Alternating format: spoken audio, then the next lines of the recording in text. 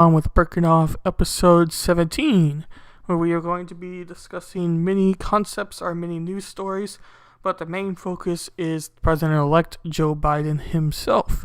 So we're going to spend a lot of time talking about that, but we have numerous other kind of side issues I brought up as well. So it looks like everything has gone live, so we're ready to go there. But before we dive deep in to our main concepts for today's episode, I first wanted to give a shout out to freedomscoop.com, and Freedom Scoop is a place where you can find individual content creators that talk about the news or any sort of political or social aspect that they think needs to be talked about. We have many daily shows, including daily morning shows or afternoon shows from the Stephen Ingaramus or Jay Edgar.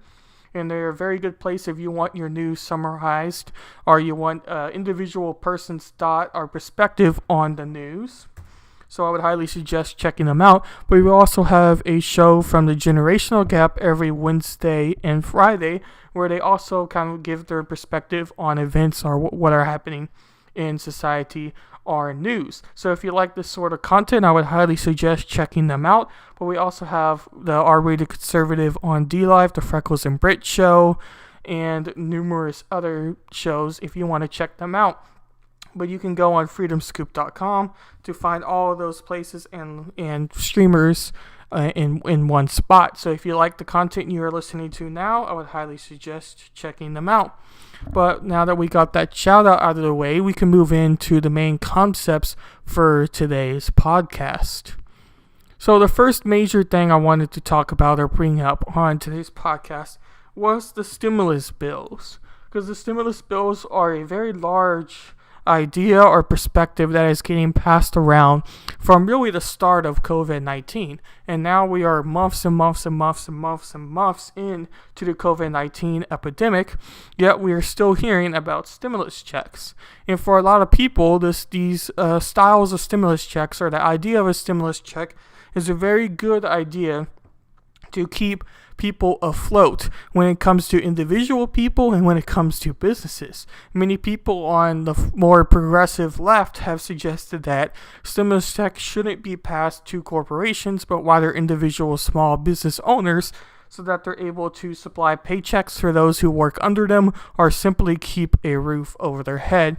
While many others on more progressive side on the left also suggest that people through $2,000 stimulus check a month would be able to at least support their status of where they are or not lose the status of where they are currently at when it comes to these hard struggles of this epidemic, through loss of jobs, not being able to find a job, or even having a job, yet not necessarily making as much money or whatever other reason you would suggest there.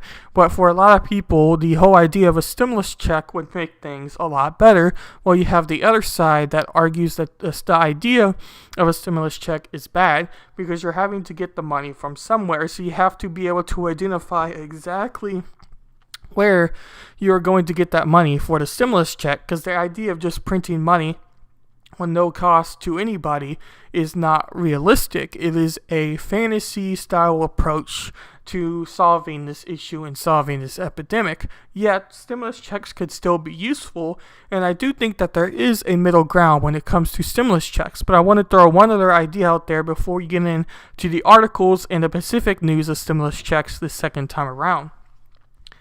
A lot of people suggest that Donald Trump, in his in his COVID approach to how he handled it, was not good, and that is why a lot of people suggest that he lost the election. And I do think that there is good reasons to thinking that. But the reason I bring that up is a lot of people say that the reason for this was because not even all people who were qualified under the first stimulus check approach got their stimulus check. There's many people that are still waiting for just their first stimulus check. And that is coming at a very great cost to those who really need this money to stay afloat, let alone businesses that need the money to be able to stay afloat. That is something that is very important when it comes to the politics in today's system.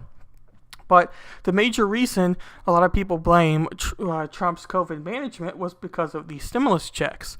But a lot of people on more the right side leaning, instead of the progressive left, like I've mentioned before, suggest that the reason for this was the left didn't want to meet in the middle with the right to be able to pass a second form of stimulus checks.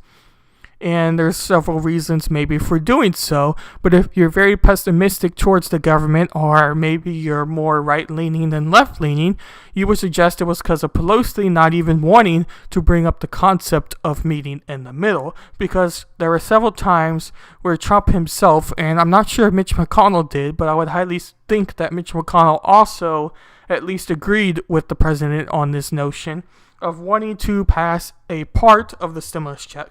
So instead of trying to figure out in this highly, highly divisive time to come up with a second form of a stimulus check, rather to meet and to discuss parts of the stimulus check, and they can go through parts and pass each part by itself instead of trying to pass an entire bill or an entire idea of the second round of stimulus checks like they did the first. Because you do remember that in the first, everybody voted for that stimulus check. It was an idea that even if you were on the right or even if you were on the left, you met in the middle to be able to give something to America at the time where it was so desperately needed, and you can argue it's even more needed now. But if you believe Trump, if you believe Mitch McConnell on their idea of wanting to meet together and to just pass single parts of this bill in order to get something for the Americans, or for the American people, you would the whole idea of the stimulus checks kind of change on their head.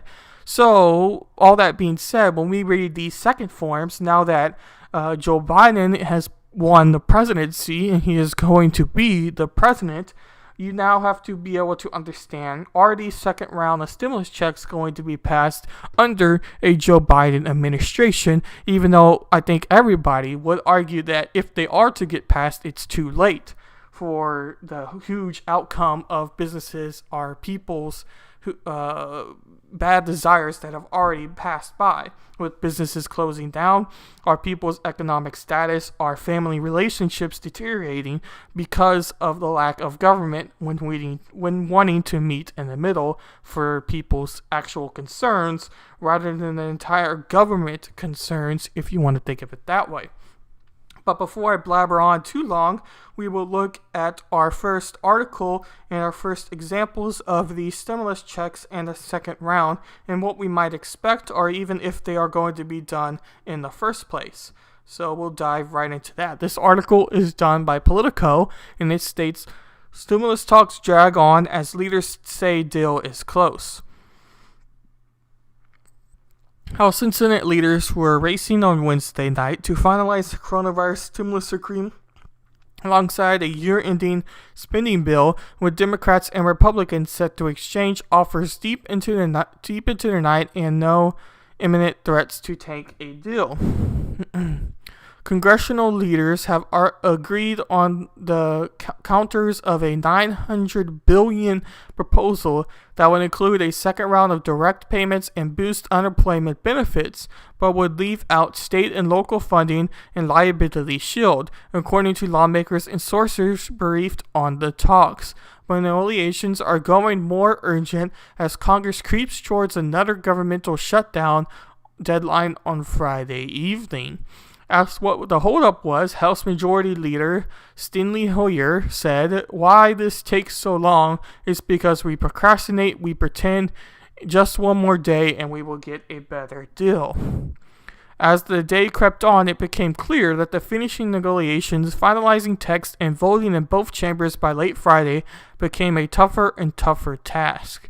Lawmakers are beginning to get antsy to go home, but congressional leaders privately informed their members of the possibility of working into the weekend. Congressional leaders have floated the idea of stopgap funding bill to keep the government open while they wrap up and legislate work this weekend, but lawmakers and aides are still hoping that they don't have to resort to that. House Minority Leader Kevin McCarthy said that negotiations were down to the fine details that we have got to get done, but those aren't important ones. And it goes on to talk a little bit more about the exact details. But as it stands now, in the filming of today's podcast, they have yet to reach a deal yet, and they're still having fights between themselves on approaching this deal and this whole concept. So even with a really Joe Biden administration coming down the line, they still have yet to decide on stimulus checks that a lot of people thought when Joe Biden would become president, they might end up solving the issue of the second round of stimulus checks, but we have yet to see that so far. But the next thing and next article kind of talking about this isn't really an article, but is a video, and we're going to play all 4 minutes that kind of talks about the situation, but in a much summarized aspect. So we will go ahead and listen to that video, and we'll go from there. Alright, here we go. Let's talk to one of those Republican senators. We've got Josh Hawley of Missouri joining us now from Washington. Senator Hawley, good morning to you. I want to get into a policy matter, the direct payments that you're pushing for. But before that, let's touch on two matters of politics. First, Mitch McConnell, most senior Republican in the Senate, now congratulating President-elect Biden and Kamala Harris. Do you join him in that congratulations? You know, Tony, I'm not there yet. I think this process will end on January the 6th, which is when Congress has to certify the results of the Electoral College. Obviously, the Electoral College is very significant. Their vote very significant earlier, but the certification happens on January the 6th. And until then, I think President Trump certainly has every right to pursue the legal remedies he wants to pursue. So he's talking about the election. We'll fast forward a little bit. I think is the key date. To that formal count, are you considering objecting in the Senate? Well, I'm studying what's been done in the past, Tony, and after the 2005 leave. You and Senator Bernie Sanders are working together to push the idea. So here's where we wanted to listen. I'm sorry about that election thing. By the way, this is a good point to bring up, and I'm going to talk about it at the end of today's podcast. So I'm only going to really briefly mention it here. But YouTube is cracking down on election 2020 information. So the whole idea of election fraud and disputing election fraud is something that could get your video taken down or even strike. There's been some examples of this already happening. So I'm going to be mentioning that at the end of today's podcast, but I don't necessarily want to get caught on that trap, and I also have an announcement to make about that issue later in today's podcast as well. So we'll just go on and play really the part I wanted to show you here. In need, and there's a big discussion on Capitol Hill about how to get them relief. You and Senator Bernie Sanders are working together to push the idea of direct payments, checks, $1,200 for individuals, $500 for children. Is that part of the latest bill that was discussed last night among leaders?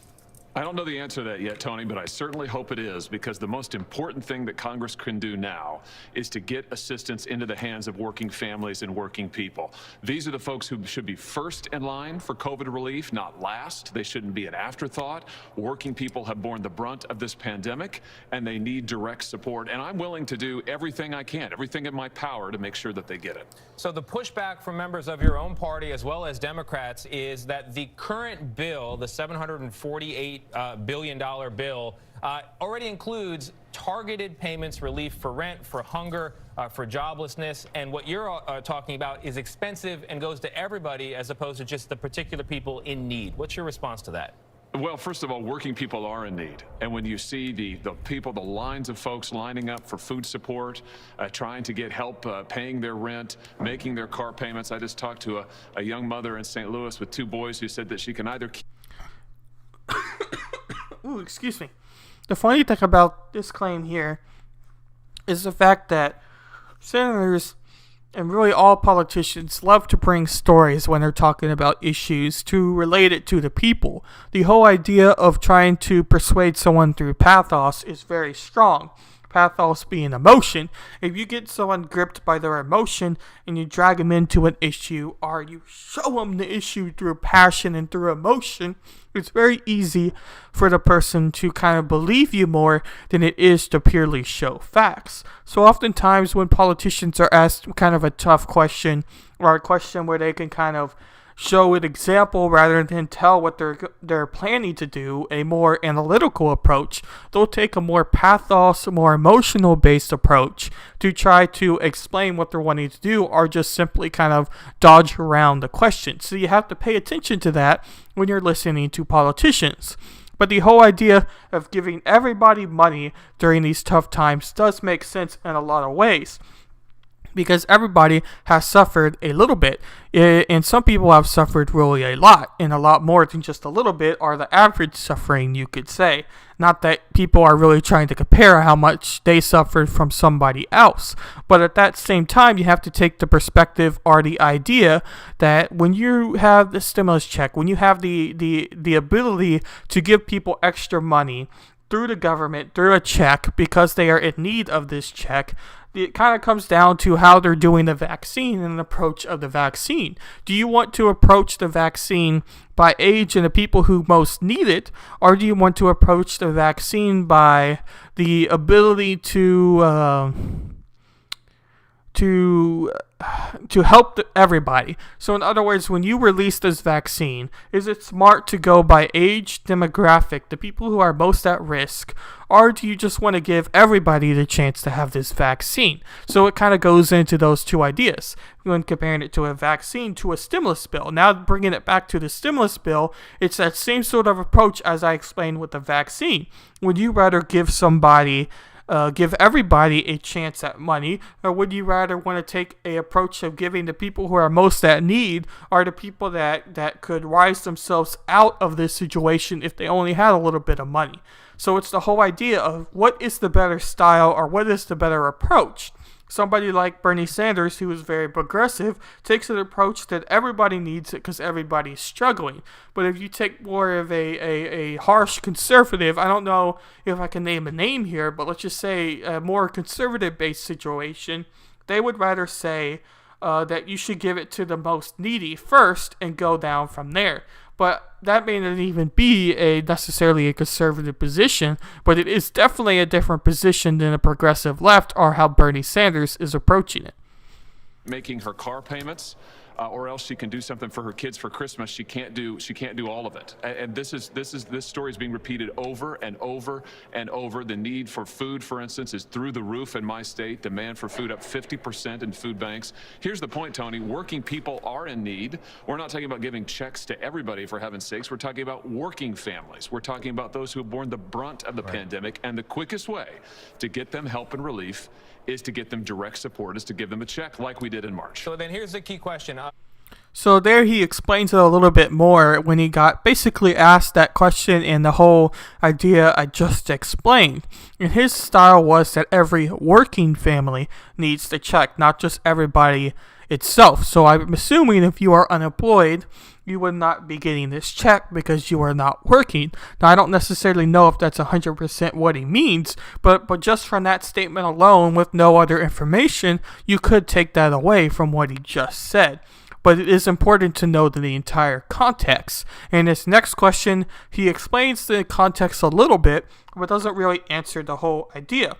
So if this is something that interests you, you would have to look further into his whole idea of what he wants to do with the second round of stimulus checks.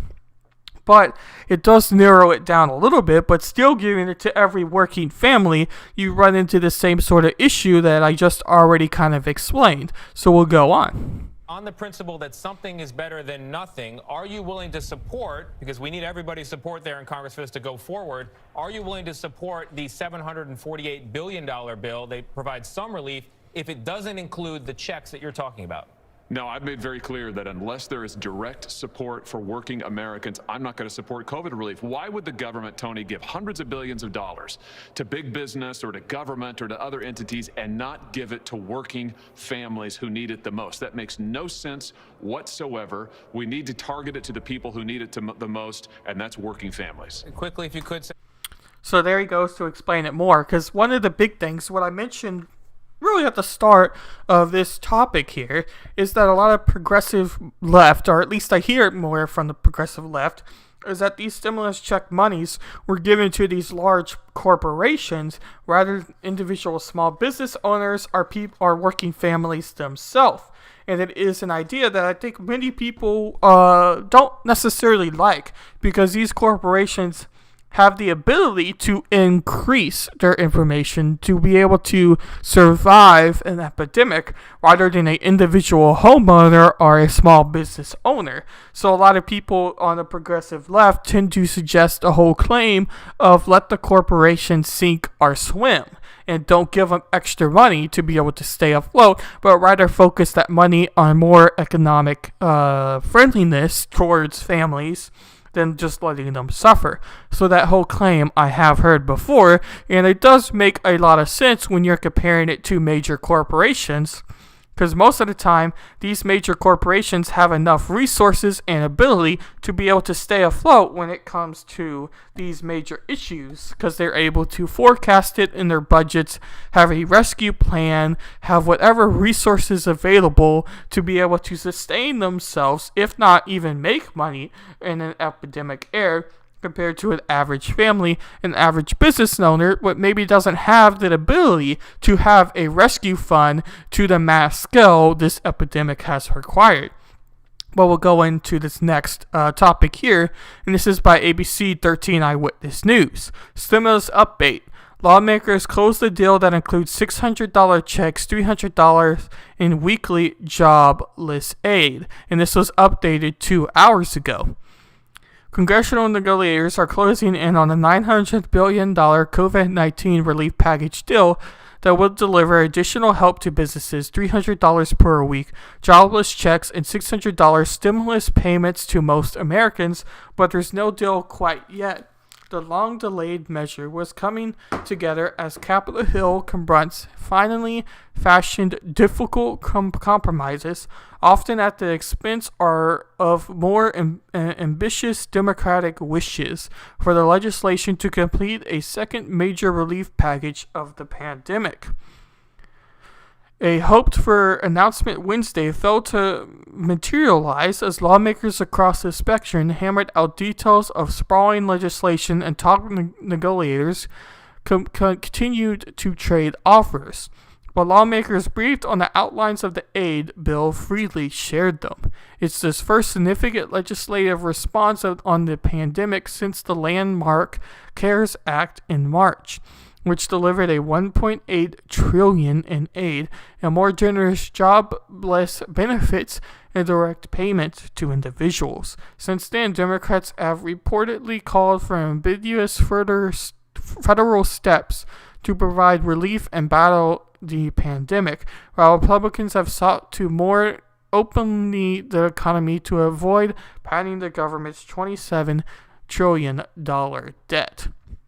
It goes in to talk a little bit more details, but we have kind of already mentioned that, but I did think it was a interesting article because it actually brought up physical amounts that are being suggested by the Congress.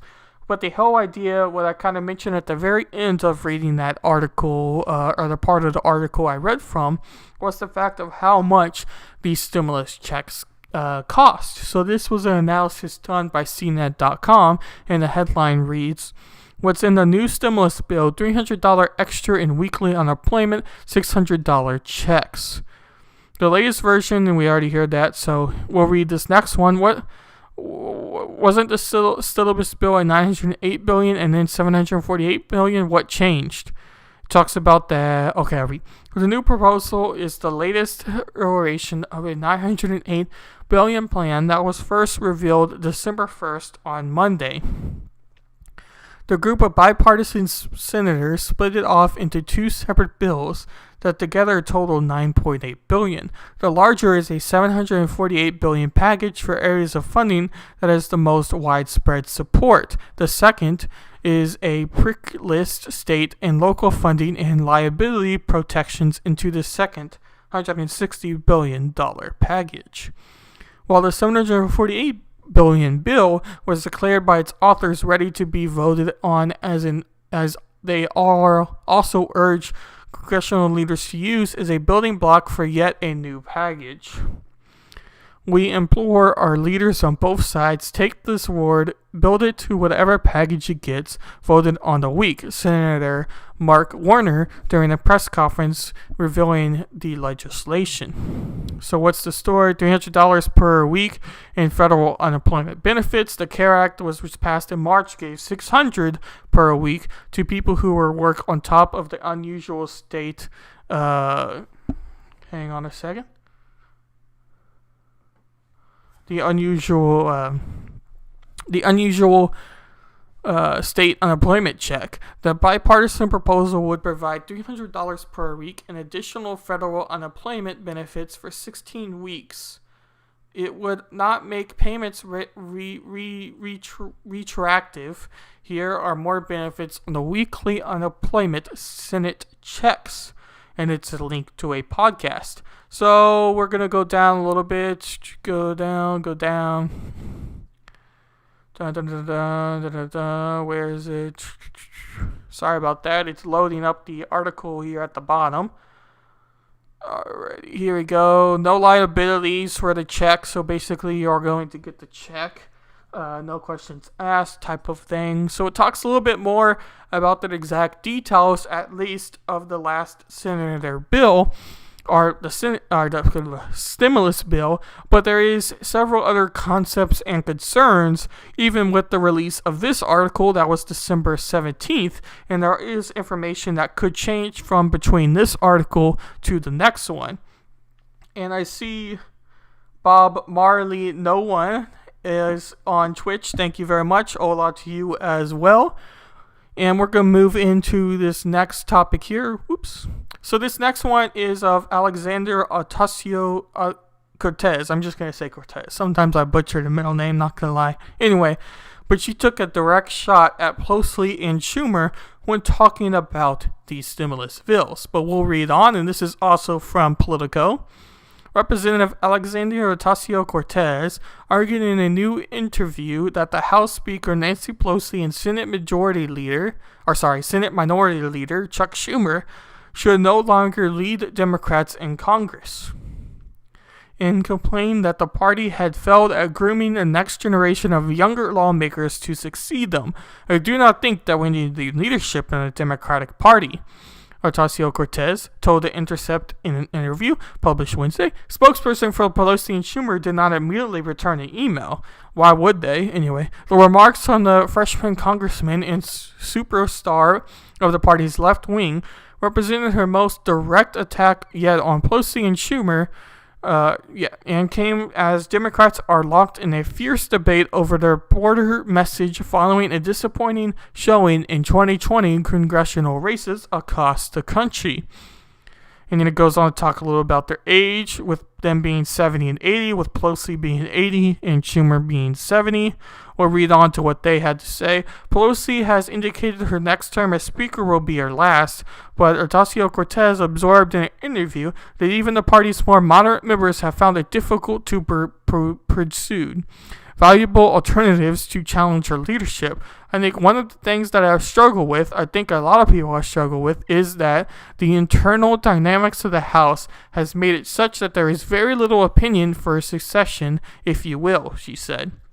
But Ocasio-Cortez also offered criticism of progressives, nothing that the left isn't really making a plan, ahead of Pelosi's potential retirement, and warning that those are folks more conservative than even Pelosi and Schumer who are willing to kind of fill that void in leadership. And that's the whole thing through this whole concern. So a lot of times I've even heard some leftist streamers suggest this.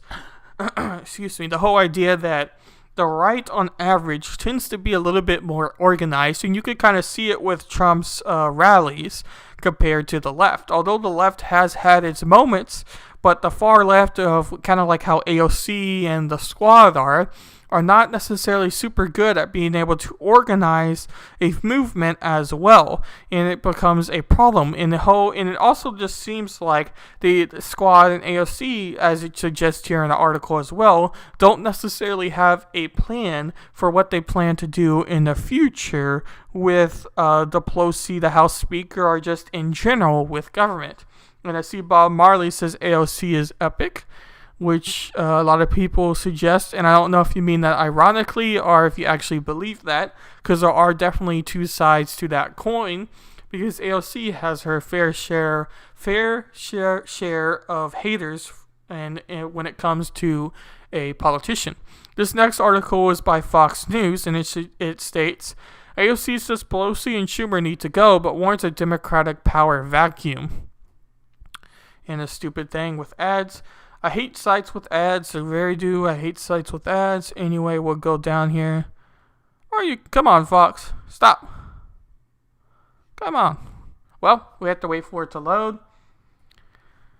Bob Barley says AOC plays Among Us. That's epic. Yeah, she did play Among Us with some Twitch streamers, I believe. I think they were on YouTube as well, but I knew that was pretty popular on Twitch the other day. Or not the other day, really. This was a month ago, at least. Maybe even 2 months ago. It's here with the age. We just read that. We'll read from here. But even when Pelosi is indicating this upcoming term could be her last, Alexandria Cortez said that there would be no viable solutions to replace her because the party's current leaders have censored power in leadership with a lack of real grooming on the next generation of leadership. And then we read that same quote. The answer is that we need to shift power, Cortez said. We need to make sure that we have a transition of power in the Democratic Party. The New York congressman who handily won re-election in November despite a well-funded attempt to unseat her rejected the possibility of running for a position anytime soon. The House is extraordinarily complex and I am not ready, she said. I can be me. I know that I couldn't do that job.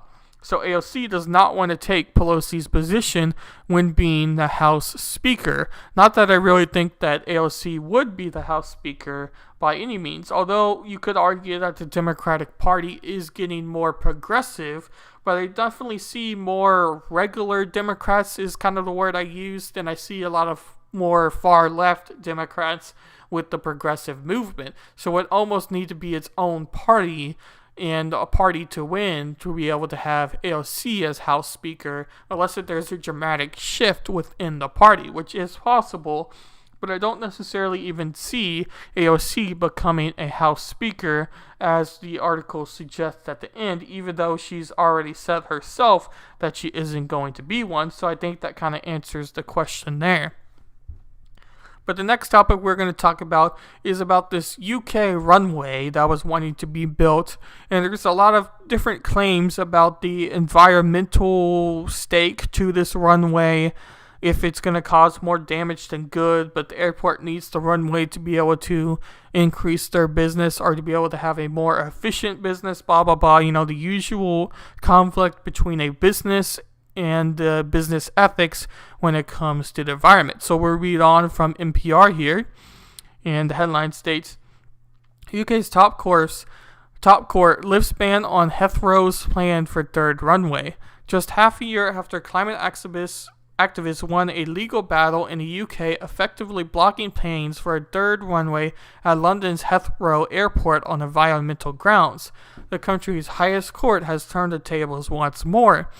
The British Supreme Court on Wednesday overturned the appellate court decision, reopening the door to a significant and controversial explanation of one of the world's busiest international hubs.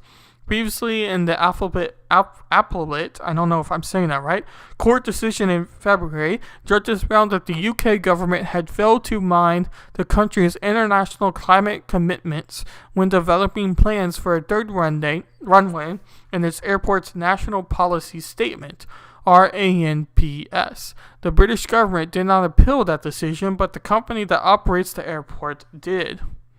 And on Wednesday, a panel of 5 justices unanimously agreed with Heathrow Airport Holdings, saying that unlike the appellate court, that's the word appellate court, they were satisfied with the considerations undertaken by government officials.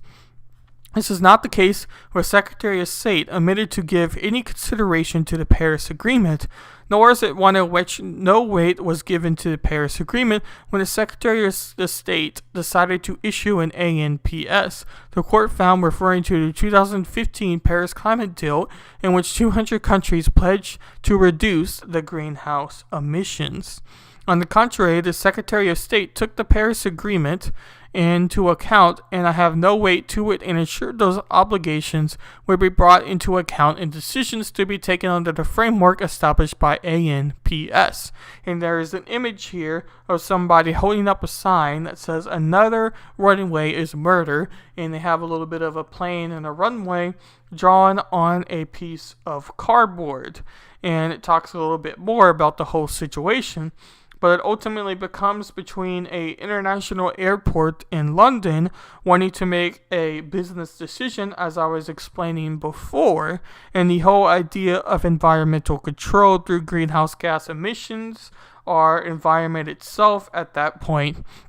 In what way is better off? And you can argue about that for sure, but there's a lot of claims to suggest that the Paris Climate Accords is a good thing, while a lot of people simply think that the environment itself isn't necessarily going to change, even if we decide to do something about it.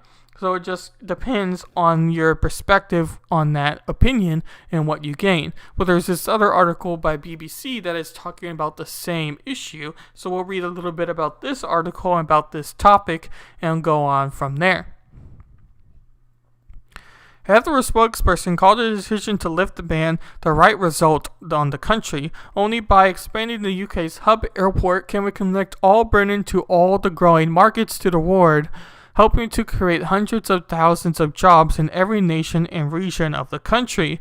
Demand for aviation will recover from COVID-19, and additional capacity at the expanded Heathrow will allow for Britain as a sovereign nation to compete for trade and win against our rivals in France and Germany.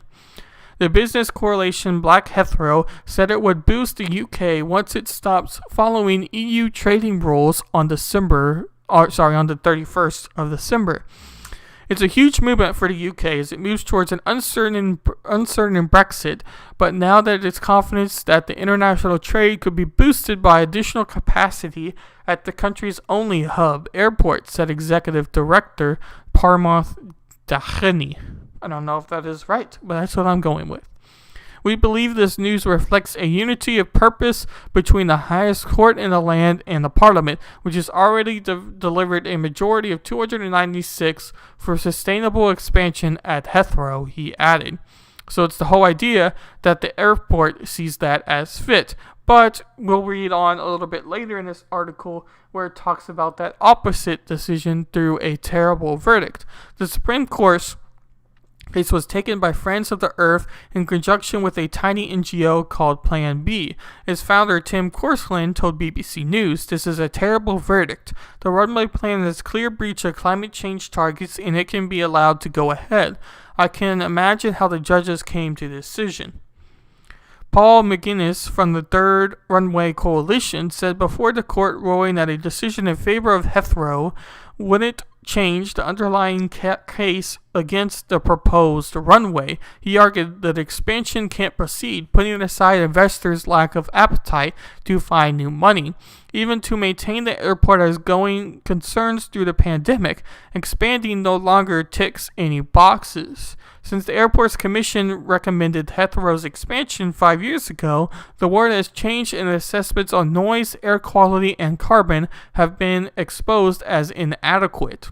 Prime Minister Boris Johnson is a long-term opponent of the Heathrow expansion, and significantly his government didn't join an appeal against the previous appeal court's verdict, which was made by the Heathrow Airport PLC. So the whole idea there. And just in case if you don't know or just want a fun fact for today, runways do have to oblige themselves with several rules and several guidelines, and one of those guidelines is noise. So a runway can't be built too close to any sort of neighborhood or anything like that because of the noise, and also, of course, with climate change and all that, you're talking about carbon emissions through the airplane. So that is also another concern that many environmentalists were suggesting. But I just thought I would kind of throw that out there, and that's why it was also mentioned in that article. I'll take a quick drink break while we wait for this article to load.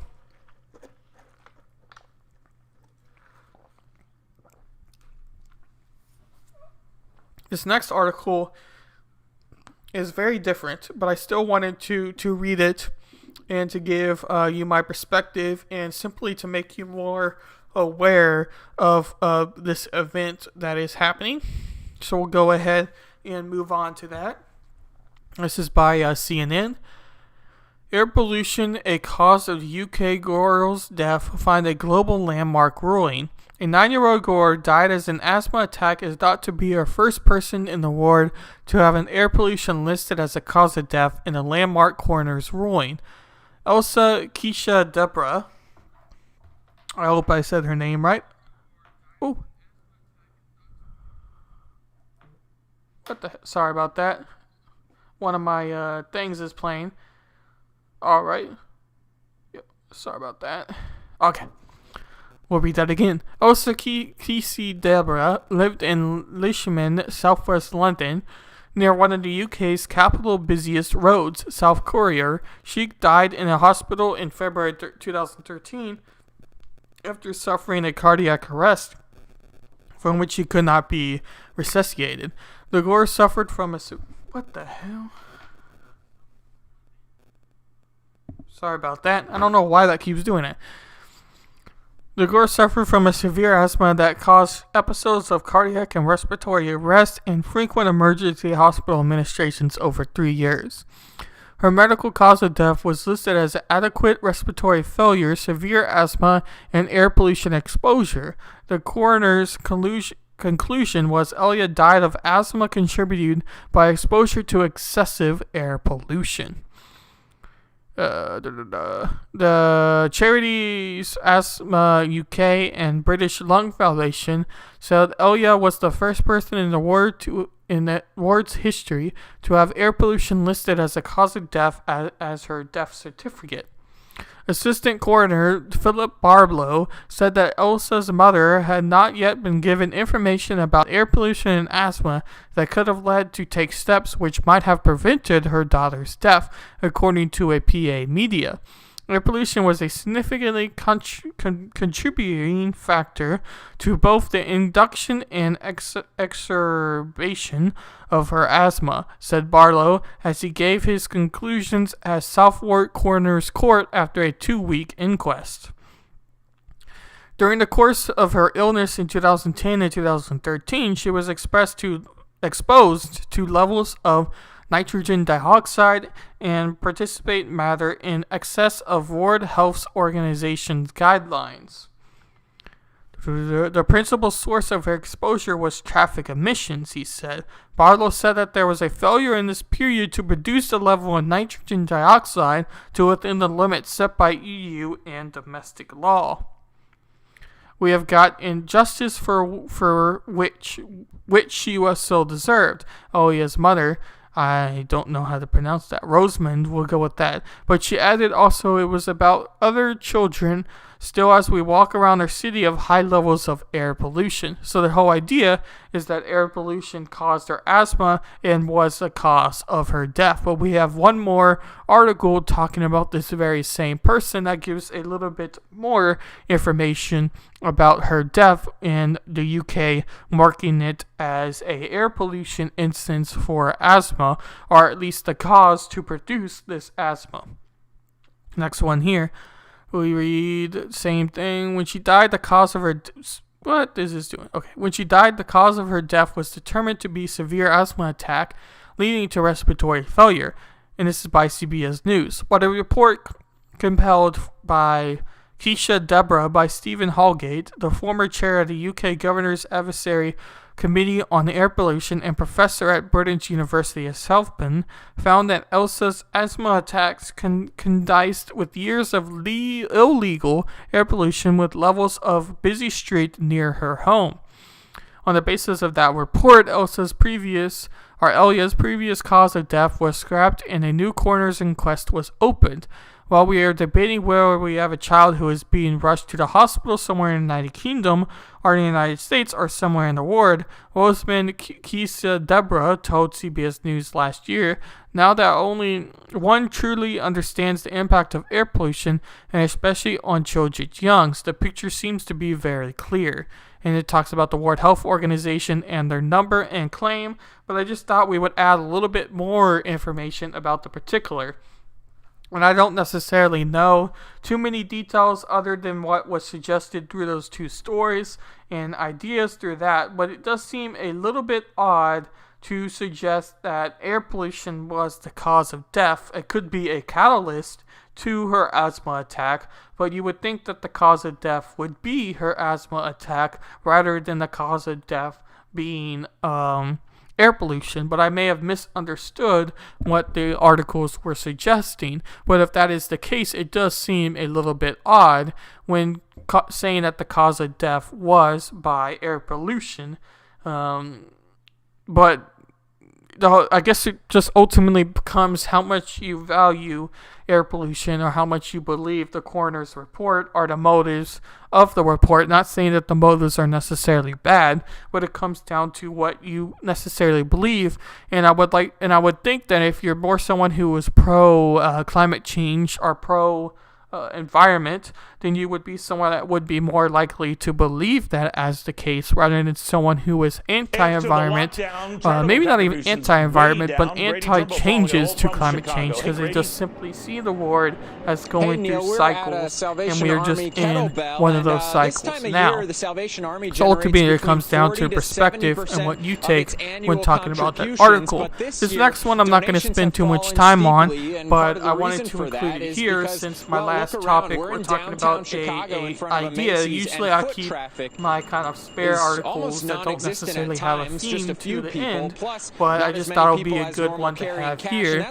And Fox Business News is the one with what states the headline here. Jeff Bezos' ex-wife Mackenzie Scott donates $4.2 billion to charity. And we'll read on to the article. Mackenzie Scott, one of the world's richest women, have donated $4.2 billion to nearly 400 charity organizations during the COVID-19 pandemic. In a blog post this week, the former wife of Amazon founder Jeff Bezos wrote that she was inspired to accelerate her 2020 giving through immediate support to people suffering during an economic crisis. There are a lot of them. Folds of Honor is another one. Oh yeah, the audio. Thank you, Ron. Yeah, they always love those audio things. I should probably have my headphones on, but I don't. Yeah, thank you, Ron. I should be closed now. But we'll read on to this, which talks. Okay, Scott's team, which shot the perspectives of hundreds of field experts, founders nonprofit. We'll put this to. Give special attention to organizations and communities that are experiencing or will face high food insecurity, racial inequality, high local poverty rates, and low access to capital. I'm not going to try that word. In total, she looked at 6,490 groups and did a deeper dive on 822 of them, listing in her post-organization about the received funds. And she has her little Twitter post and an article of all of the charities she has donated to. But really, we're not going to talk too much about the particular charities she has donated to, but really the whole concept of her willing to donate that much money.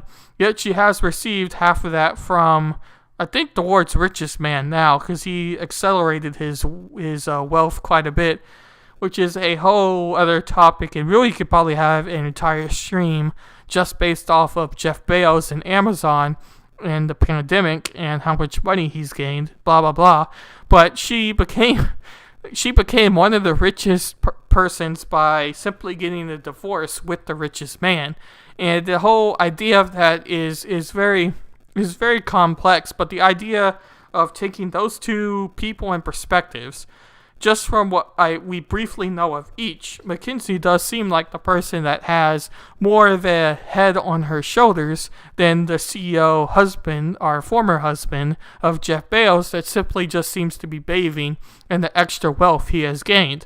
But that may be a little bit too harsh, but really I don't necessarily think that to be the case. And hello, around midnight, or Doc Midnight. Hopefully you're having a good day. I don't know if you had to work today or not, but hopefully that went well if you had to. Now, this next major topic I'm going to be talking about is Biden's Cabnit picks. I had a stream on his previous Cabnit picks, or at least some of his previous Cabnit picks. Ooh, I can't speak. Cabnit picks a week ago or so. I'm not going to try that word again. Anyway, but the main focus is with Buttigieg and with the last person. I can't remember her name right now, unfortunately, but mainly with Pete Buttigieg, because a lot of people found the whole idea of what happened in this election cycle, not with Trump versus Biden, but in the Democratic primaries of Bernie Sanders versus Joe Biden. And you could even say Bernie Sanders versus Hillary Clinton on the previous presidential election before this. But before I get too carried away and off track on what I'm wanting to say here, the whole idea about what the Democratic National Convention, or the DNC, did to Bernie Sanders in this last election was very suspicious. You had Pete Buttigieg at the time for when Joe Biden was in the race. I believe he either had more delegates or was looking very strong in Super Tuesday. And it was looking like it was going to be between Pete Buttigieg and Joe Biden and Bernie Sanders and Elizabeth Warren. And there's probably like one or two other people that I think also dropped out. But you had Pete Buttigieg drop out, who had the moderate vote like Joe Biden.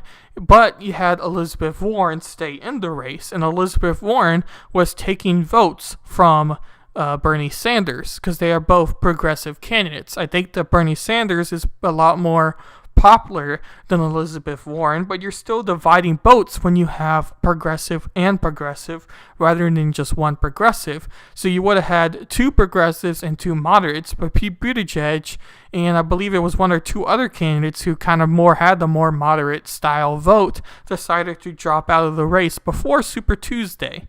So many people thought that Joe Biden was promising Pete Buttigieg something in return, maybe money in a backhanded deal or a cabinet position or something of concern that would update or increase Buttigieg's career in a positive way. And it looks like we have seen this style or this approach, and this is a little bit speculative, but if you believe that the DNC had this planned, or the Joe Biden's campaign talked with Pete Buttigieg directly, or maybe even his campaign with this idea, because even Pete Buttigieg probably himself, even though he may have been looking stronger in the race at that time, probably knew that at the end he wouldn't be the president. It would most likely be Joe Biden or Bernie Sanders.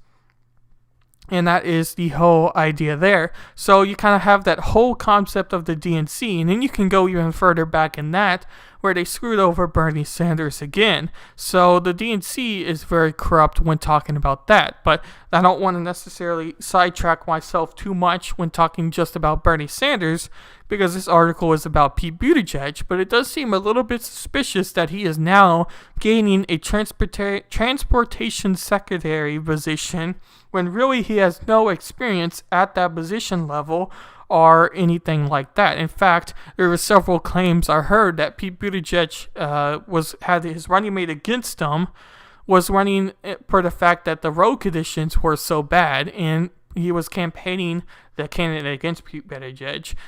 He was campaigning for being able to not replace, but be able to update the roads and the potholes that were in the roads itself. So it seemed like he had a very bad transportation system as a mayor.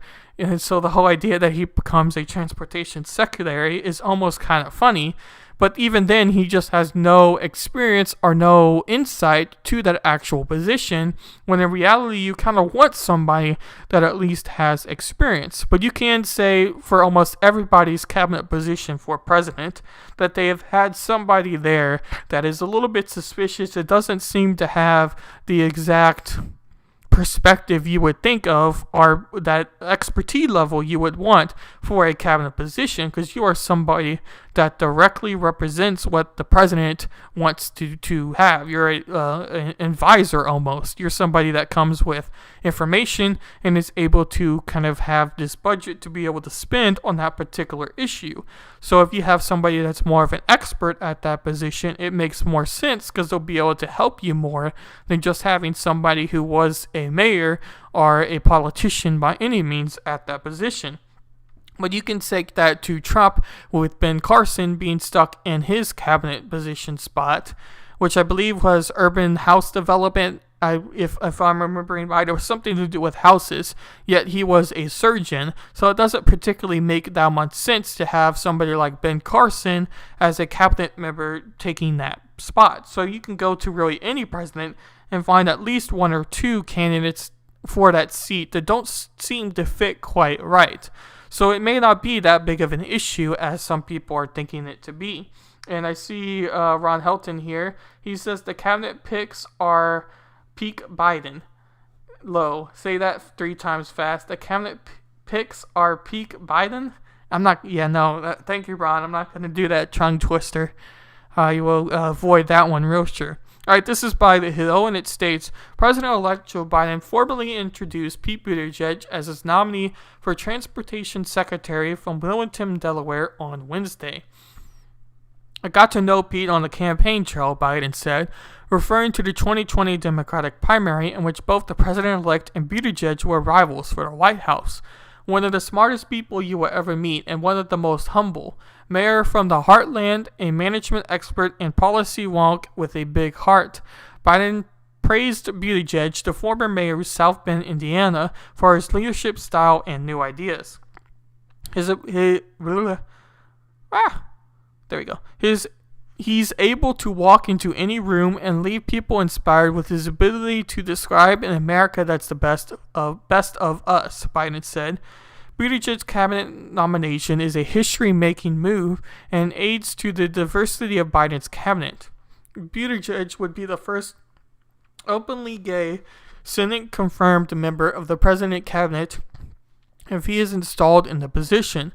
Rick Garner, who served as the acting director of national intelligence from February to May, was the first openly LGBTQ cabinet secretary. Additionally, Buttigieg would be the only millennial to serve in Biden's cabinet. So the whole idea about Buttigieg being openly gay, I've seen a lot of people talking about as they think it could be another one of Biden's kind of pandering necessarily. If you take that approach of why he chose Kamala was because she was a black woman and he wanted to pander to the black vote. I do think that there is some truth to that, but once again, I don't think that is a full truth by any means, and you have to be very careful when you talk about absolutes like that approach or that style. So I try to avoid that as much as possible. But if you take that as another idea or another approach to why Joe Biden wanted to pick Buttigieg was because he was openly gay or most definitely pro-LGBTQ, it does seem a little bit suspicious from that angle, but you could also definitely take the approach that I've seen some people take, and that is it's a good idea to have somebody who is LGBTQ plus friendly, or somebody that's in that movement, for lack of the better words, who is gay in your cabinet position or in your direct advisor level, because it gives you perspectives on what they go through in life and other things like that. And it is a good idea to make sure that you have people who are able to give you different perspectives than what you have already experienced. So if that is the approach that Joe Biden is taking, it does seem to make some sense. But I do think a lot of people simply see it as being another one of Biden's potential pandering moments to try to gain more voters who tend to be more minorities through either the black vote or the LGBTQ plus vote. And that is something that I've seen concerns for. But we'll go into this next article that is once again by Politico. We are a very heavy Politico stream today. And it states Biden points to precedent, busting appointments as he rolls out a Buttigieg pick. President-elect Joe Biden formally rolled out Buttigieg as his pick to lead the Department of Transportation on Wednesday, with an emphasis on the former South Bend, Indiana mayor, relative youth, and potential to become an openly gay cabinet member. Biden praised Buttigieg, who emerged as a rising star from the crowded field of the Democratic presidential candidates despite his relative obscurity heading into the race, as someone who has the vision of the next generation leader with the experience and temperament to lead change today. The Department of Transportation Services, a critical mission with a critical responsibility, particularly in this administration, Biden said during an event from his transition home base in Delaware, "We need someone who knows how to work with the state, local, and federal agencies." The Transportation Secretary's job will be to The Transportation Secretary's job will be to nation's infrastructure with eye towards also addressing the efforts of climate change. Biden said Buttigieg would join a cabinet member of Barriers Breakers, a cabinet of first by becoming the LGBTQ person to be confirmed by the Senate to a cabinet position. The president-elect has vowed to have an administration that looks like America, a commitment at times who had various identity groups jockeying against one another to land prize cabinet seats. And you have also seen that with some of the other Joe Biden cabinet picks, as he has a Latino, he has a black, he has a black, he has a Latino, he has a black, he has white, he has a gay, or LGBTQ plus, he has, I think I'm missing one other or two. So he tends to be hitting on these identities, or these groups that tend to be not as much seen in politics to create, as Biden put it there, a more American-style approach to government. And that is an interesting idea because we all know, or at least we all told from really a young age, that America is a melting pot. So if you want to take that melting pot style and that melting pot approach to politics in today, you have to be able to understand or to have the concern that you are wanting to identify or get perspectives of everybody, not just of the white man, or not just of the man who is in power at that time, or the group that is in power at that time.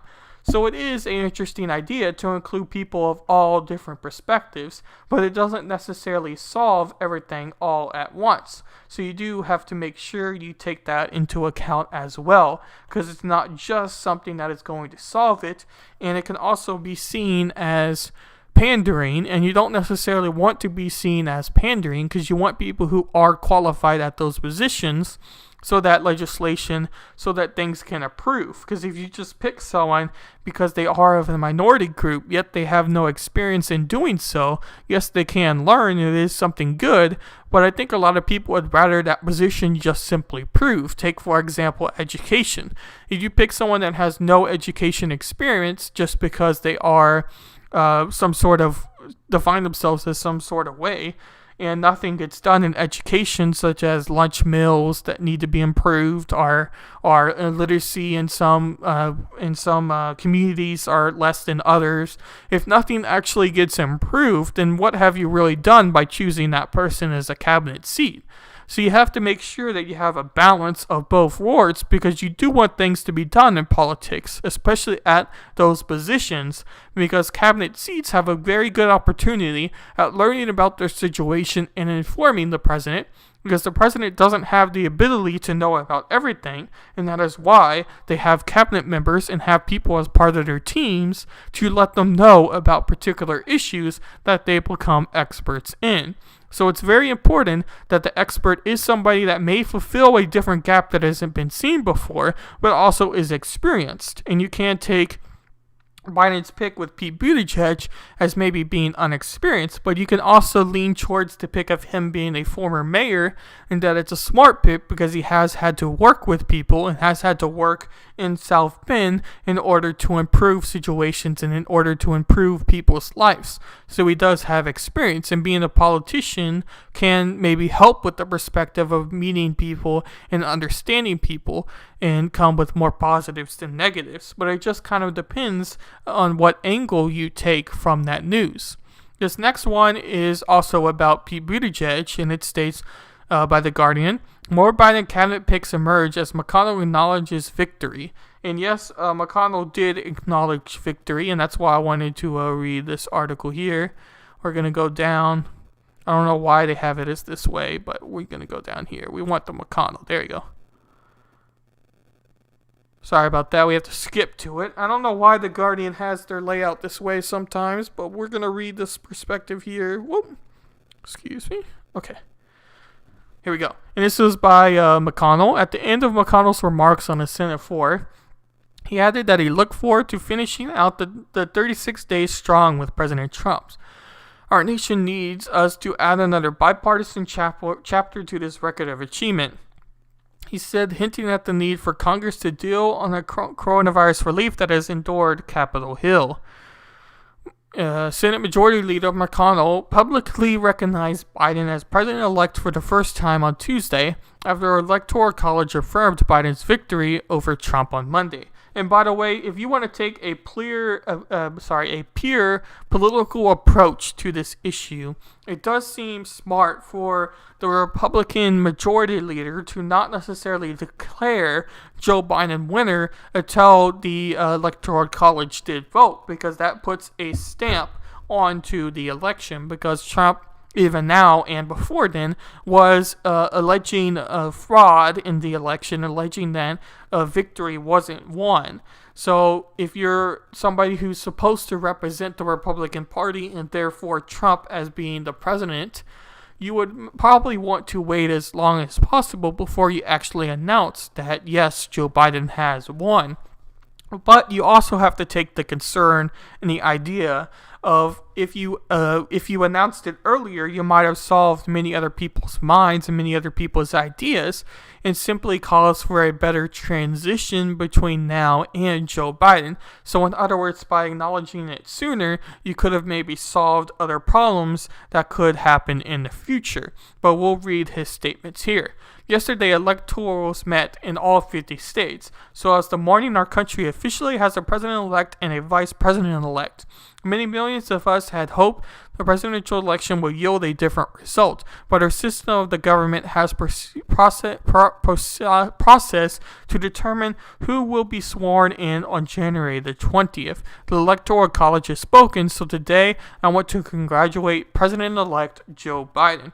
And just to have a quick talk point here, I've heard many people have concerns about why McConnell did that, and those people tend to be Republicans or more kind of hardcore conservatives. I was listening to some conservative radio to kind of understand their style and their approach of new allegations and whatnot, and one of the hosts there was talking about his idea of McConnell, and he didn't like at all that Mitch McConnell decided to call Joe Biden as the presidential elect. He absolutely hated that because that gave Joe Biden victory more than what he already had, and he thought the election was fraud. And I don't know if I want to talk about that too much because I am streaming to YouTube, so I don't necessarily want that to be removed because of YouTube and what they're starting to do on that side and that perspective.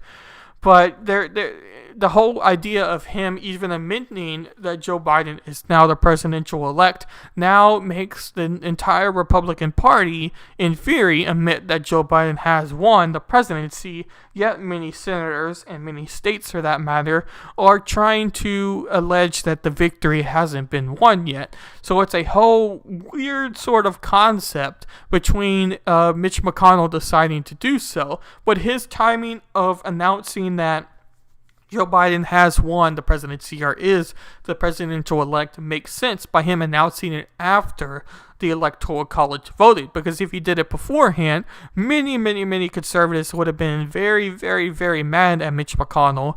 But if he did it later than he has done it now, you could argue that more people might necessarily be mad. And Mitch McConnell probably does want to be seen as a more reasonable person in politics because he does represent the party for the Senate and the Senate itself for that matter. So coming out as seeming more reasonable makes sense when you're talking about that perspective. And hello, Hilda on Twitch. Hopefully you're having a good day so far. I saw your cake the other day. You have some absolutely amazing cakes. I don't know how you do that, but you definitely have a talent there. I see Ron Helton here says, government does not improve lives. Only the free market can do that. Government is a hindrance to progress, not an aid. And then Ron says, exactly. It is not proper to declare someone the victor in a contested election until until the disputes are resolved. I'll go ahead. And then Ron says, what they YouTube are doing is called censorship. Very evil for a branch of company Google, whose slogans used to be "Don't be evil." Yeah, it is a little bit funny, and I'm gonna end with talking about the YouTube news because I also going to introduce but talk about a stream I'm going to do here in a very soon future about the election, but we'll go on to there. This is another article by Politico, and this is another one of Joe Biden's cabinet seats. It states Biden to tap former Michigan Governor Granholm to lead Energy Department. I hope I pronounced her name right, but we're going to call her Jennifer for now. President-elect Joe Biden will pick former Michigan Jennifer to run the Energy Department in the agency that would play a key role in helping develop the technologies needed to fulfill his pledge to move the country off fossil fuels. Jennifer, who served 2 terms in the Michigan's governor, is experienced in detailing with the auto industry, a potentially big advantage as the new president seeks to speed the rollout of electric vehicles and a network of charging stations needed to power them. Jennifer's inherent support of the auto industry may help Biden's team strengthen its appeal to blue-collar workers in the manufacturing sector, as the incoming administration pitches its climate-centric economic transformation, and it would be marked of change, of course, from President Donald Trump's first energy secretary, former Texas Governor Rick Perry, who used the position to promote natural gas exports and push regulators to prop up coal as a power source. Most of the Energy Department's budget is developed to maintaining the country's nuclear weapons arsenal, but it also operates the 17 national labs that have helped develop advanced technology used in renewables, nuclear energy, and fossil fuel production. Under former President Barack Obama, the Energy Department oversees tens of billions of dollars in loan guarantees and grants that have expanded the adoption of solar and wind power, helping dive in a steep drop in the prices of renewable electricity. Those achievements were transitioned at the time of the scandal over Solindria. I don't know if I said that right. Solidandra. I'm going to go with that. Solidandra. A solar power technology company that collapsed after taking more than $500 million in federal funds. Talks a little bit more about her history. And I have a very general perspective or opinion of this pick of Jennifer here, the mayor. I do think that it is, or not mayor, governor, it is important that she has an automotive experience, as it said there, to appeal to more blue-collar workers, because especially the oil industry and the car industry, for that matter, is very concerned about what might happen under a Joe Biden administration compared to a Donald Trump administration. But the biggest claim against her whole perspective, and I don't know if it's necessarily a bad idea, it just depends on how she plans on spending the money for more climate change result or a perspective on climate change, if that's what she decides to do through making electric cars more available, or maybe cheaper. It's the idea of how you are going to spend that money. If you spend that money on developing a better storage system for renewable energy or something like that, it may work out to be better. But if you spend that money through trying to make more of something like windmills, it might help. But until we have a availability to store the energy that we produce, it's not necessarily going to help that much. And you can check my YouTube channel, The Breakdown with Berckenhoff, if you want more information about renewable energy itself. I have a short video where I talk about the Green New Deal and the claims in this, and I also have a much larger stream where we went over renewable energy in a much detailed form.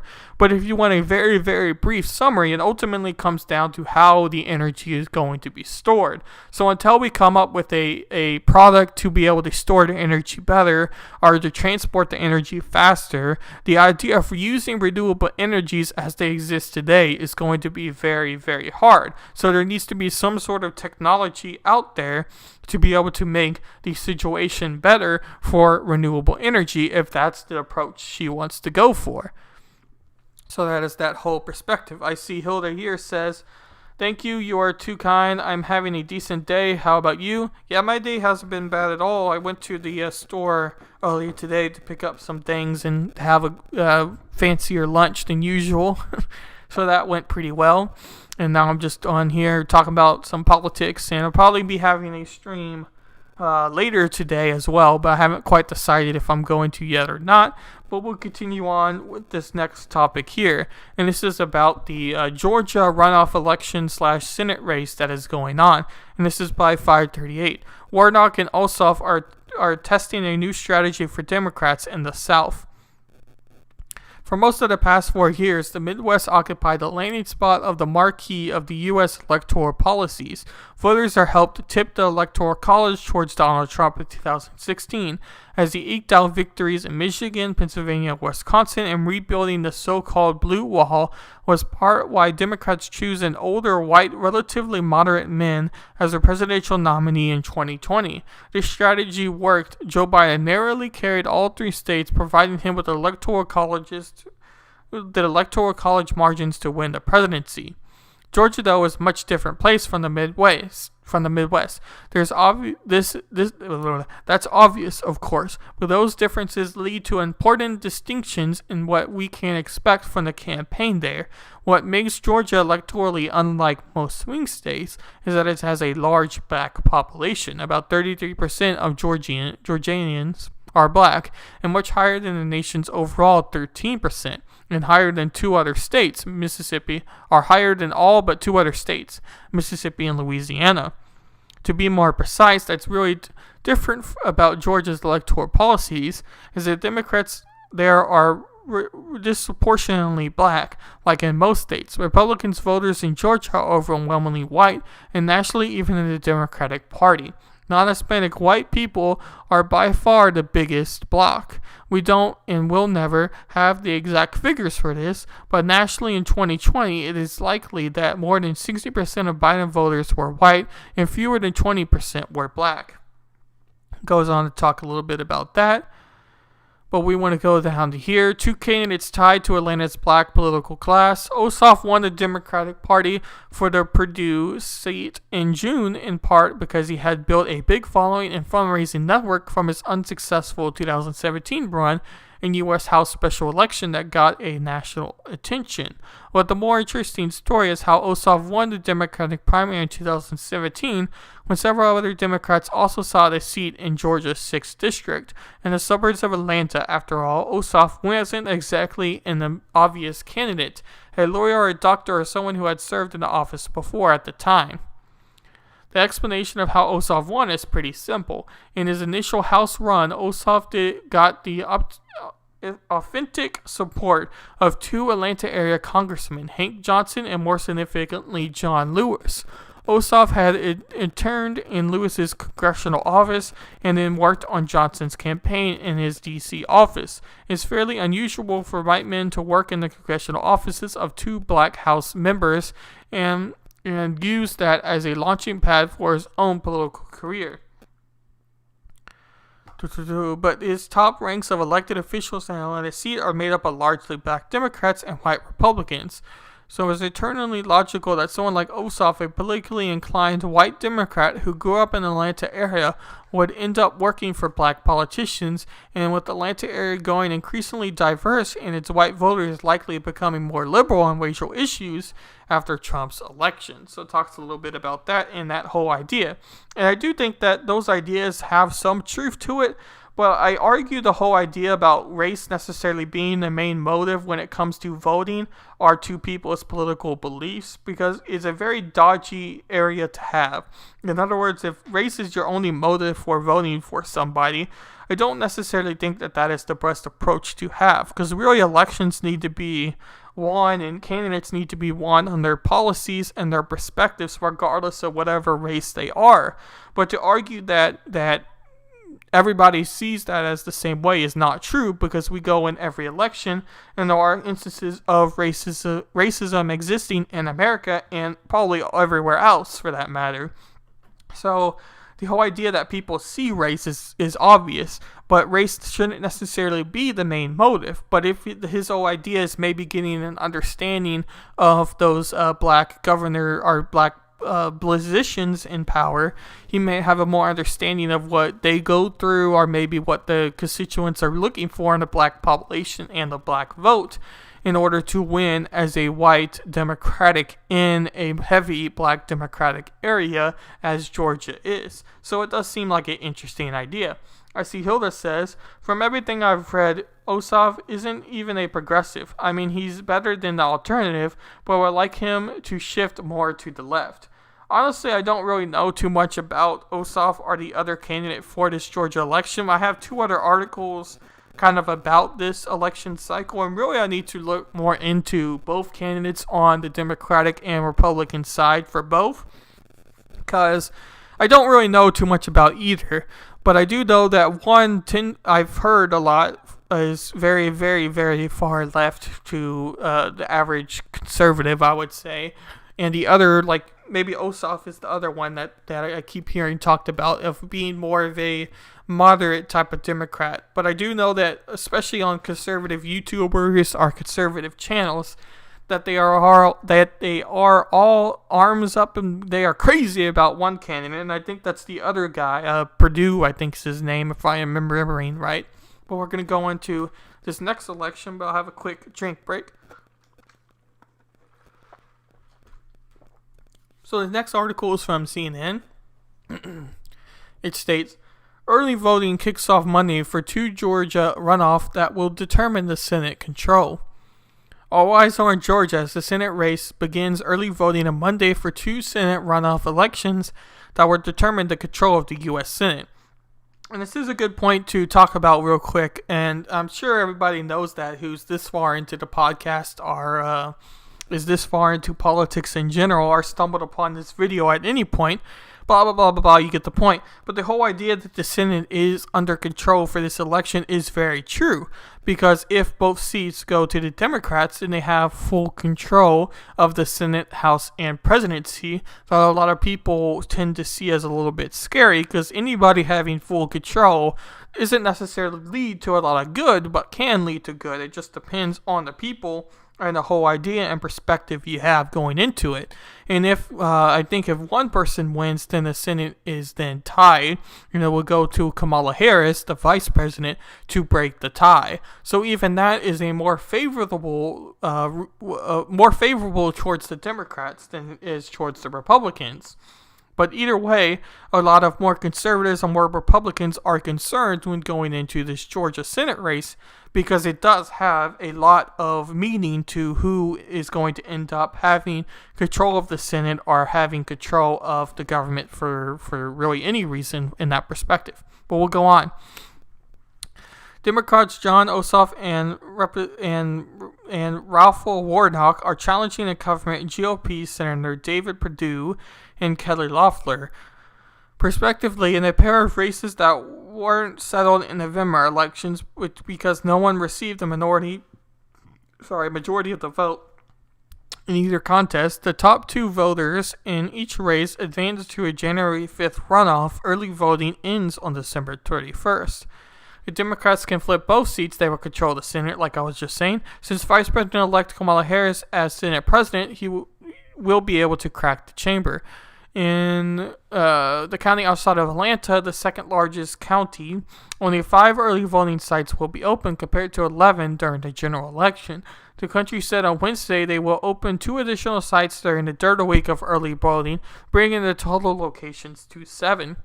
Lines of early votings have already been increased. President-elect Joe Biden will be visiting the state on Tuesday, the second day of early voting, to encourage Democrats to get out and vote for Ossoff and Warnock, which he's already done.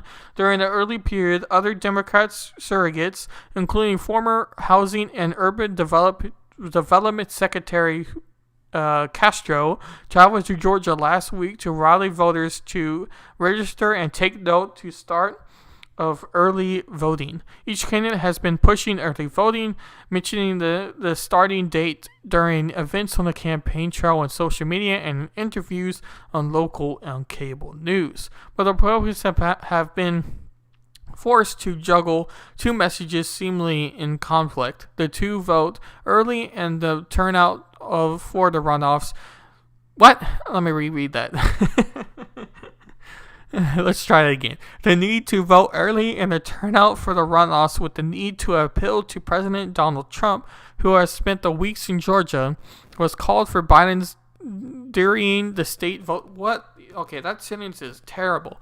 Let me rephrase that sentence to something that makes a lot more sense. Basically, they're trying to juggle 2 narratives. The narrative are the fact that President Trump is refusing to admit lost through election fraud claims, and the fact that you need to come out and vote and show your support for these candidates. So in other words, if you believe Donald Trump and that mass election fraud existed, then you might have a very good reason not to come out and vote, because you think it's just going to happen again, and you don't want to endorse the system that you have already lost the election for doing. But on the other side, and the other perspective to that, I've heard a lot of Republicans, especially on talk shows, talk about how you need to go out and vote if you live in Georgia. You need to go out and vote and show your support. Yes, the system was rigged. Yes, the election was false. But you need to get out and vote and show your support. We can't have the Democrats win everything. Blah, blah, blah. You have that whole style, that whole approach to those issues. But it could be very easy for someone who is a very big very big Republican or leans Republican to just simply not have the motive to go out and vote, just simply off the fact that they don't believe that they should have to in the first place. So that whole article was kind of talking about that, and that early voting has already existed. And we have an article from Forbes that never allows me to have my ad blocker on or read the article very well, but I did want to include it because it was talking about that there's already a ton of early voting people wanting their ballots because they can't vote through ballot, are simply going out to vote already. And we've seen a extremely high, especially for a runoff election, to have more than 100,000 people who didn't vote want to vote in this next race for the Senate runoffs. But I think that is because it's come down to their votes and to their narratives and to their styles. So it can very well, if you live in the state of Georgia, come down to your vote through who ends up representing you as your senators. And that's something that is very important because, once again, it has national implications, because if both votes go towards the senator and go towards the Democratic Party, then the Democrats have now control of the Senate, the House, and the presidency, that a lot of conservatives and Republicans, for that matter, are very scared about. So Republican turnout can be high just based off of that motive, but the idea that many people are going to vote in this election of the runoff than the previous one is something that I found very interesting. But I just have the article linked if you want to read it yourself, but I'm not going to read it on air here because I don't really want to turn off the ad blocker and have 10 billion ads up on that site as I try to read. But once again, I have it linked because it is rather interesting if that's something that interests you. This next one is the last kind of topic I wanted to talk about, and that was YouTube. And the idea of YouTube and content creation. If you're anybody that's interested in documentaries about random stuff, not necessarily documentaries about, the earth, or documentaries about nature, or documentaries about guns, or documentaries about people, like famous people. If you're interested in content creators documentaries and documentaries that are about individual content creators who were YouTube, you would know that there are some YouTubers that have done some absolutely crazy stuff, either with Logan Paul and filming a dead body in Japan. You have your creators like that Nicolo Avocado, I think was his name, that had a whole bunch of drama. You have people like, what's his name? Not the Onion. Something Onion was in his name, if I'm remembering right. But he had a whole bunch of claims that he thought the military was bad, and a whole bunch of people got mad at him for how he represented the military, and he claimed he was in position he never was. So you just have so many examples of YouTube content creators that have gotten in trouble for doing things they shouldn't have done through illegal things, or simply just doing things they shouldn't have done in the first place through faking their deaths, like many YouTubers have done in the past, are faking a death of another person. So all I'm trying to say is there is a lot of YouTubers and content creators that have done things that go against really moral guidelines or legal guidelines for the platform or for just life in general. So YouTube wanting to crack down on that sort of misinformation doesn't necessarily make me surprised. And I would say, in general, I could see a perspective to why that you would want that. You would want there to be less misinformation. But YouTube is specifically cracking down on misinformation when it comes to COVID-19 and when it comes to the election. Now, when you're talking about the epidemic and COVID-19, I think it is a rather interesting idea what YouTube has done already in flagging videos that talk about COVID-19 but are not expert opinions of COVID-19. So in other words, if I were to do a video right now on my YouTube channel and title it COVID-19 vaccine, like I did with my video with Brown Midnight, I don't know if he's still here, but we had him on for my first episode with Anna Votes, and where we talked about the vaccine news at that time. We titled that COVID-19 news and vaccine, or whatever it was titled relative to that, and that our video got flagged. And all the flag means is it shows, look, this is some COVID-19 video. There may be some misinformation. Please use this link, and it goes directly to the World Health Organization for the most up-to-date COVID-19 news. So that is an interesting idea, and I definitely see the perspective as to why YouTube did that. Because the idea of spreading misinformation when it comes to the epidemic and the outbreak is something that is very concerning. It's something I think needs to be taken into account, really, when you're talking about that idea. So, once again, that whole idea makes sense to me. I don't necessarily see too much of a problem for doing that, because all it really does is cause a minor inconvenience to those who may not want to go to the World Health Organization to view it. But you obviously have the perspective of individual content creators like myself being able to publish a video on YouTube on anything I want to talk about, and it might have nothing to do with truth. It may just be all false claims about COVID, or all false claims about what you should do. For instance, I could upload a video right now with COVID-19 and title it COVID-19 information, blah, blah, blah, or something, and have basically say you don't need to have PPE, you don't need to wear a mask, you don't need to be socially distanced, hug everybody you see, kiss everybody you see. This is how you get rid of COVID. We need herd immunity, blah, blah, blah, and go on in a whole rant about COVID-19 and how bad it is. And people would watch that video, share the video, maybe comment on the video, blah, blah, blah, and it caused the video to be seen by more people. And it all had misinformation in it because YouTube doesn't necessarily take the video down, it still allows it to exist. So it's very easy basically to share misinformation when it comes to major issues. And that's kind of why YouTube did their whole idea when it came to COVID-19 in order to actually help people understand what was a truthful claim and what was a bad claim. So, once again, I don't necessarily think that that's too much of a bad thing on what YouTube did there. Now, the alternative to that issue is with the election. There's been many claims about the election and the impact that the election had for the impact of the election in other words. And YouTube has decided that they're going to crack down on election misinformation. And you might think that that is a very good idea.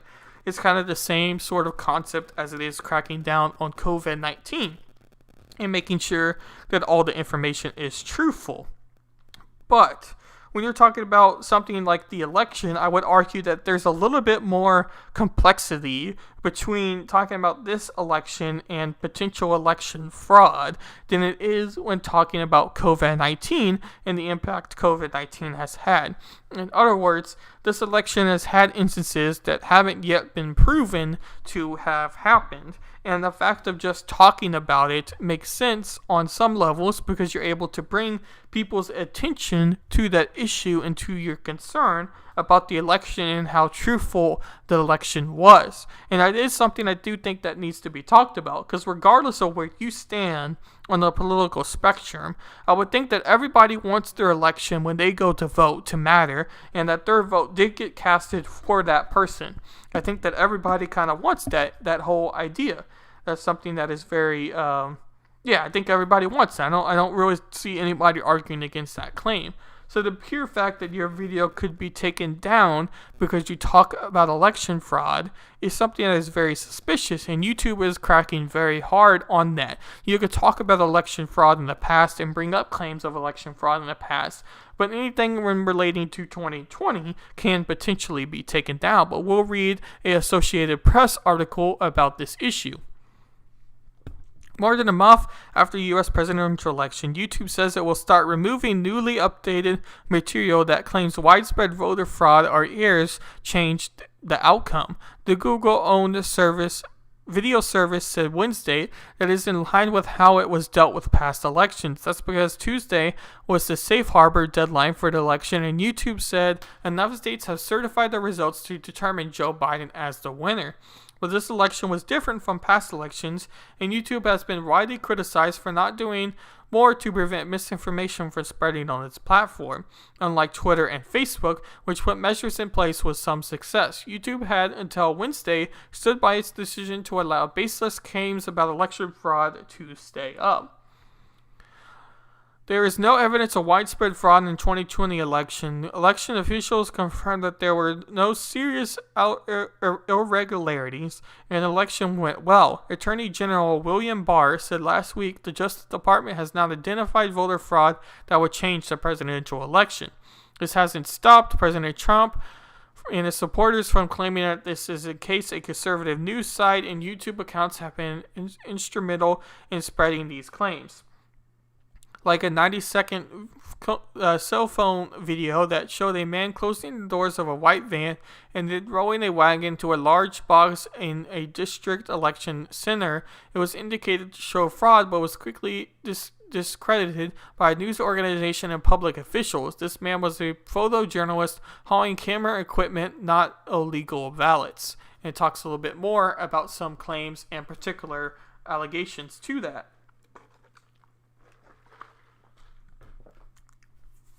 Excuse me. And he also, in the article, mentioned the idea of Twitter and Facebook putting flags for misinformation if you were to tweet about the election or share a claim that hasn't yet been certified by news sources or by anybody that's substantial enough to say that this claim is true. So that is something that Twitter and Facebook were doing through flagging of the video. And there was a lot of conservative and mass censorship that conservatives were thinking was getting targeted towards them. And I don't necessarily think that that is 100% the case for sure, because nothing is 100%. But there is definitely some censorship that was happening for claims, and the idea of it going against the First Amendment and free speech is something that you could spend literally an entire episode talking about, and really I would rather not talk too much more about that issue because it doesn't exactly relate too much, and I don't want this podcast being 3 hours. I want to keep it to as few hours as possible to keep people's interested in what topics we're going over. But this next one is also an article about the same issue by TheVerge.com.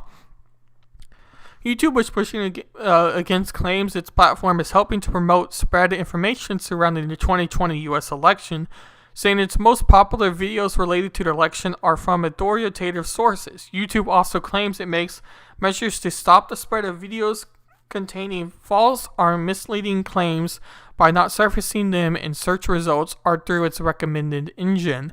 Like other companies, we are allowing those videos because discussion of election results and the process of counting votes is allowed on YouTube. These videos are not being surfaced and recommended in any prominent way. YouTube wrote this in its YouTube Insider account in response to a tweet from Bloomberg journalist Mark Bergen, who criticized the company's slow and inconsistent moderation of election content. The most popular video about the election from authoritative news source, on average 88% of the videos in the top 10 result in the U.S., came from a high authoritative source when people would search for election-related content. And just a real quick claim on that. It is interesting to see that YouTube was pushing these authoritative sources such as mass media company YouTube channels because you're getting the same perspective from those mass media companies. And I would argue that it is good a lot of times for these individual content creators, because that's what YouTube was made for, to get their video published and to have their perspectives be able to be showed through their opinions or their insight of what is happening. So to simply just bury individual content creators to favor a mass media news and their interpretation is something that kind of comes slightly against what YouTube was really used for. But you could argue that that's because of the huge stance that is taken when you're talking about COVID and when you're talking about election, because you want to make sure that the news people get is truthful. Because anything else really on the platform, on just regular shows or politics, doesn't really necessarily have that much of an impact as misinformation for COVID or potentially misinformation for election could cause. But we'll continue on. YouTube did not disclose what it considers authoritative, nor did it break down what percentage of views of the election content come from users typing in phrases into the search box instead of following certain channels. Seeking out these channels are finding them via Facebook, Reddit, or other social networks. Even though its top 10 results of election content may contain mainstream media sources, YouTube does not appear to be acknowledging how often users seek out videos from untrustworthy sources or find them online through other means. And then it talks a little bit more, but really that was the whole thing I wanted to talk about for that claim. And I want to make a quick announcement, and I'll leave it to any questions for those who are watching now. If you have questions about this YouTube or anything else, you can go ahead and post those, and I'll try to get to them at the end here for anyone who is watching now. But I'll kind of make my final, really, 2 announcements. My first announcement is I'm planning to do a election fraud stream, or claims about the election fraud stream on Tuesday, and that is going to be on my Twitch and DLive only because I don't want it to get taken down on YouTube, and we're just going to go over the biggest claims I've seen and talk about it from the start to finish, and what I find is maybe being more valid or more truthful than other claims, and just kind of go over the entire timeline and event and what has happened with the news when it comes to the election. The second announcement I wanted to make is I haven't decided if I'm going to do this tonight or tomorrow, but I'm going to have a stream about different voting methods and what method I find to be maybe potentially the better option to use here in the future. And that's either going to be either around 5 or 6 today, or it's going to be tomorrow around midday for that video. So it's either going to be tonight or tomorrow. And if it is tonight, I'm going to have something else on Friday, because I am going to stream also on Friday. So you can go ahead and look forward to that. If you're listening to this as a podcast, those videos will already be out on my YouTube, Twitch, and DLive. My YouTube YouTube channel, The Breakdown with Berckenhoff, my Twitch and D Live at The Breakdown with WB. I hope I'll see you the next time. Hope you enjoy your day and the rest of your day. I don't see any more questions, so I'll go ahead and end today's podcast.